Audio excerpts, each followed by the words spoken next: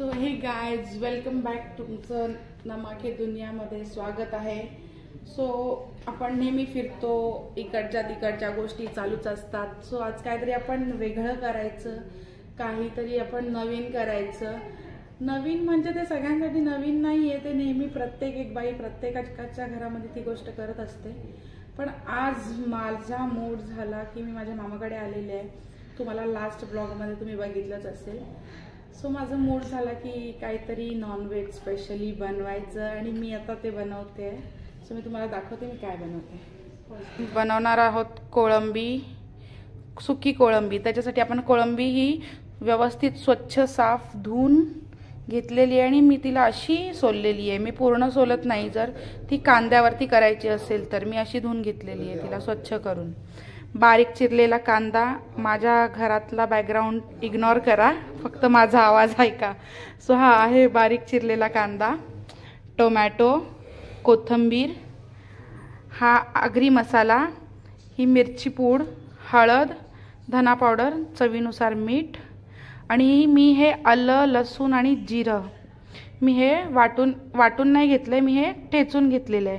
आणि त्याच्यासोबत हा मी बांगडा फ्रायसाठी मी हा सेम मसाला लावलेला आहे ह्याला, फक्त ह्याच्यामध्ये आलं लसूण पेस्ट मी वाटून घेतलेली आहे.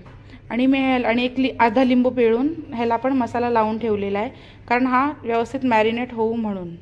सो आता आपण बघूया पुढचं स्टेप काय ती.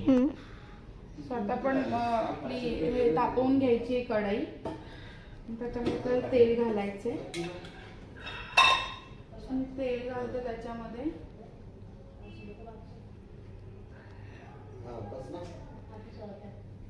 जास्त तेल नाही घालायचं, जेवढं तुम्ही जास्त म्हणजे कोणाला जास्त तरी आवडते तर ते लोक तरी पण हे करू शकतात तेलाची.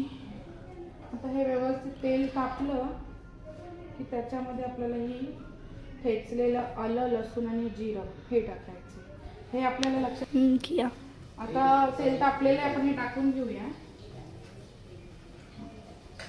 आता हे त्याचा थोडासा वास मरेपर्यंत आपल्याला त्याला परतायचं व्यवस्थित. सॉरी, माझं चमचे विसरले होते. हे असं बघा, व्यवस्थित त्याला असं परतून घ्यायचं. माझा बॅकग्राऊंड कांदा टाकूया.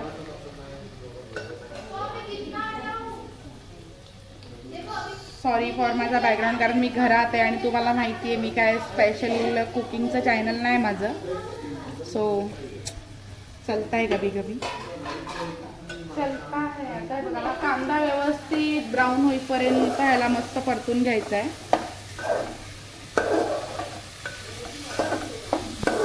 असं व्यवस्थित त्याला परतून घ्यायचं आहे मस्त. आता मी हा ब्राऊन झाल्यावर तुम्हाला दाखवते की किती आपल्याला ब्राऊन करायचा आहे. कांदा बघा थोडासा जास्त नाही अगदी, म्हणजे बारीक आपण चिरलेला आहे म्हणून तो जास्त नाही, एवढ्यापर्यंतच ब्राऊन करायचा आहे त्याला, जास्त नाही. मग हा ब्राऊन झाला की ह्याच्यात आपण टोमॅटो घालूया बारीक चिरलेला. हा टोमॅटोला आपण थोडं सॉफ्ट होऊ द्यायचं आहे. एक 5 मिनिटामध्ये टोमॅटो आपला छान सॉफ्ट होईल. आपला कांदा एकदम टोमॅटो आपला सॉफ्ट झालेला आहे. आपण हे सगळे जे मसाले घेतलेले आहेत, धनापूड, हळद, मिरची पूड, हा आगरी मसाला आणि चवीनुसार मीठ, आता आपण हे सगळं ह्याच्यात टाकतोय.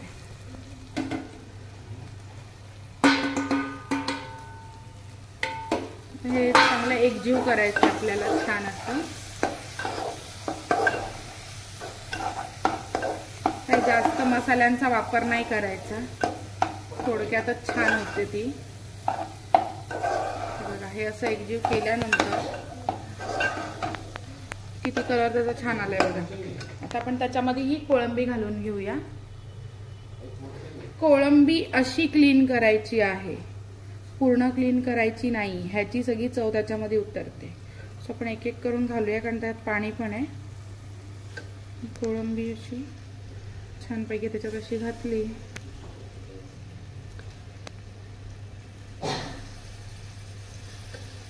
की थोडासा गॅस बारीक करूया.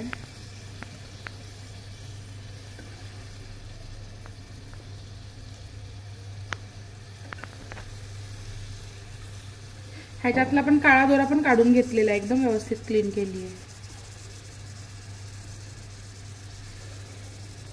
आणि आपण आता मस्त एकजीव करून घ्यायचं आहे.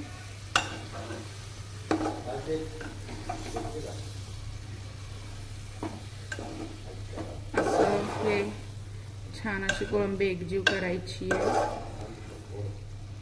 ह्याच्यामध्येच कोळंबीला थोडंसं पाणी सुटेल, तो आपण पाणी नाही घालायचं.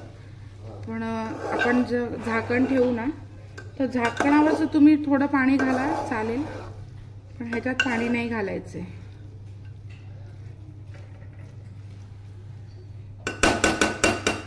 हे आता आपण थोडंसं टेस्ट करून बघूया. आपण ह्याला आता टेस्ट करतोय. मीठ वगैरे अगदी सगळं व्यवस्थित आहे, काही मीठ घालायची गरज नाही लागणार.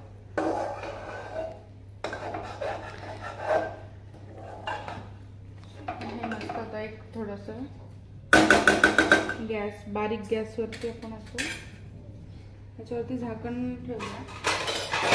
माझ्याकडे हे झाकण आहे म्हणून मी काय पाणी नाही घालणार आहे झाकणावर, पण नॉर्मल असं तुम्ही ताट ठेवलं तर पाणी टाका. सो आता पण मी तुम्हाला दाखवते माझी कोळंबी रेडी झाल्यानंतर कशी दिसते आणि त्याची टेस्ट कशी. आपण सगळ्यांकडनं रिव्ह्यू घेऊया की टेस्ट कशी आहे ती. आणि आपण आता पुढच्या ह्याच्यामध्ये बोलूयात बांगडा फ्राय. बघूया आता आपण कोळंबीला वाफ काढली आहे, पण पाणी न टाकता. बघा किती छान तिला पाणी सुटलेलं आहे. हे असं अजून फक्त एक 5 मिनिटं झाकण ठेवून शिजवूया, कारण न सोल काढता आपण तिला हे करतोय ना, म्हणून 10 मिनिटानंतर तुम्हाला मी दाखवते आपली कोळंबी कशी झाली. 5-10 मिनिटं झालेले आहेत, छान वाफ आलेली आहे.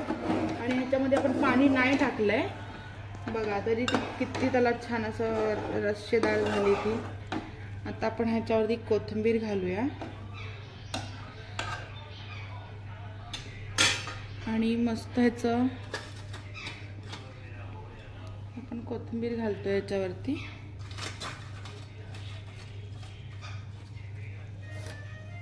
असं छान अशी कोथिंबीर घालून गॅस बंद करून झाकून ठेवून देऊया.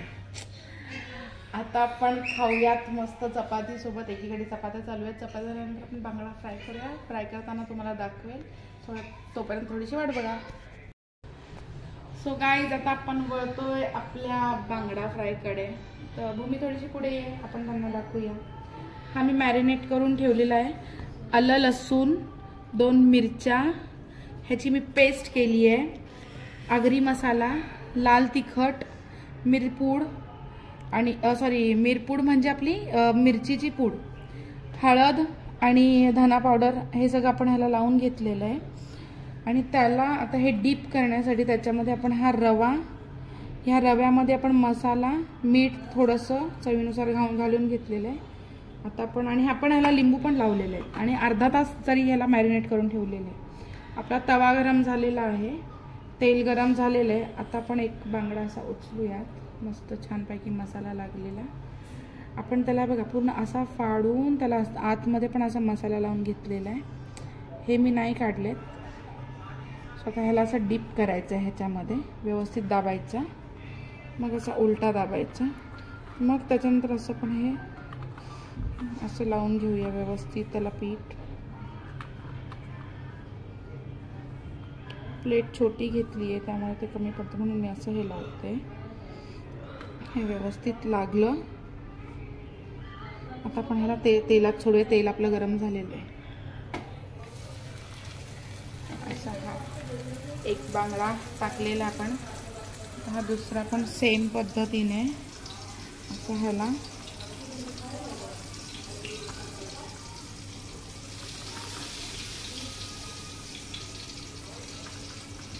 व्यवस्थित असं लावून घ्यायचंय. आणि हा मी गोवा बांगडा नाही घेतलेला, हा काटेरी बांगडा आहे, पण याच्यामध्ये एवढे काटे नाहीत मोठे असल्यामुळे. आपण आता तुम्हाला मी दाखवते तर बांगडे फ्राय झाल्यानंतर कसे छान वाटतात. तोपर्यंत आपण तुम्ही वाट बघा, तोपर्यंत आपण हे सगळे बांगडे तळून घेऊयात. जेवायला बसताना आपण सगळ्यांना रिव्ह्यू घेऊयात की कसं टेस्ट झालंय काय झालंय. तोपर्यंत स्टेट येऊन. मामी मच्छी कशी लागते? मस्त एक नंबर. आमचे जेवण झालेले आहेत. सगळे रिव्ह्यू द्यायला कॅमेरा समोर यायला लाजतायत. सो त्याच्यामुळे मी देऊ शकत नाही. एक हा माझा भाऊ आहे, ती छोटी. काय मामा जेवण कसं झालेलं? खूप छान. खूप छान झालं.